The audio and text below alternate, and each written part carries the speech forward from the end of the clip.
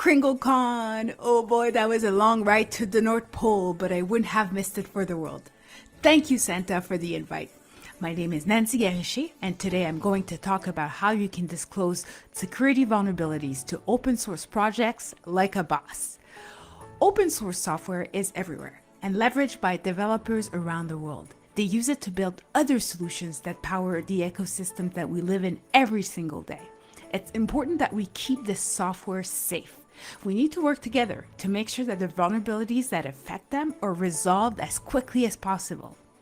I'm a senior developers advocate at GitHub Security Lab, and a large portion of that open source code lives in GitHub's repositories. Our internal research of the vulnerability disclosure process says that we could improve open source software security if we enable maintainers, the developers who build and maintain open source projects, and reporters that I may sometimes call security researchers. They are the ones who report security vulnerabilities to maintainers. If we get these two personas to interact and collaborate with each other more efficiently, we can achieve the shared goal of getting good security fixes. In this presentation, I want to share 3 tips to improve that collaboration. Tip number 1. Clearly establish the rules of engagement. If you're a maintainer, you'll want to make sure that you have a clear security policy that is easy to find. Potential contributors who want to report vulnerabilities that affect your project should easily figure out how to contact you or a member of your team. They should also know exactly how to report it. For contributors who want to help by reporting a vulnerability, it can be really frustrating not knowing how to reach out to the people in charge. Take the guesswork out of the whole process, or you may have to deal with a bunch of spam emails, or even worse, if you make it too hard, they may just decide by sheer frustration to publicly disclose a vulnerability that you don't have a proper patch for. You don't want to deal with a critical O-Day drop. You know that. Okay, so how do we make that happen? Well, in your repository, you can easily add a security MD file to define your security policy. It really doesn't have to be long or complicated. Here's an example from the systemd project. They provide contact information and a short description of their process. That's it. Reporters will be super happy if you have a policy like that because it makes their life so much easier. As a reporter, you can also be clear about your expectations and disclosure timeline by providing your own disclosure policy. Here's an example from GitHub Security Lab where we detail our policy in less than 5 paragraphs. Go ahead, copy it and customize it if you need one. Your own disclosure policy can be really helpful to communicate and negotiate with maintainers, especially if they don't have a security policy of their own. However, keep an open mind and show some empathy. Many open source maintainers are often not funded when they work on their passion project in their free time. Think about the possible limitation that could explain why they can't precisely follow your rules of engagement and meet your expectations. Just in case you don't get my sarcasm, do not be Drake in that meme.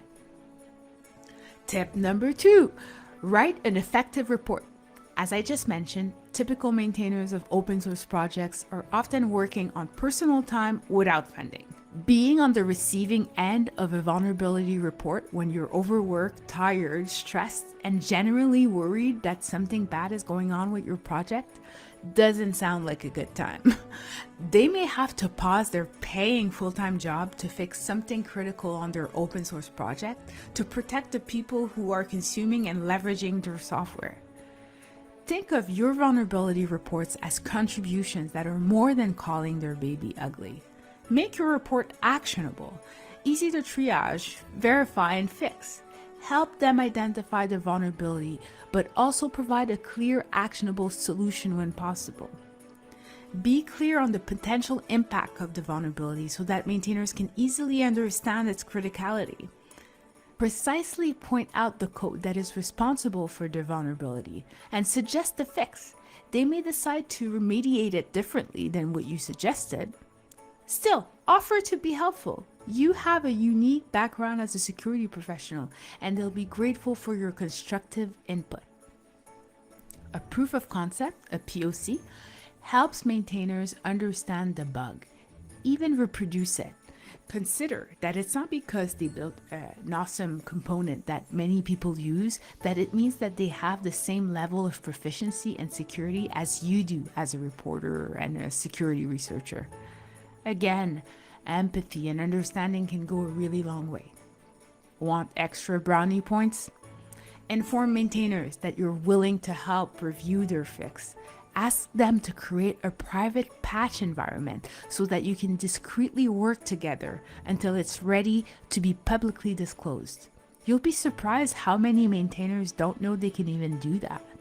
Ask for it, and even show them if they don't know about it.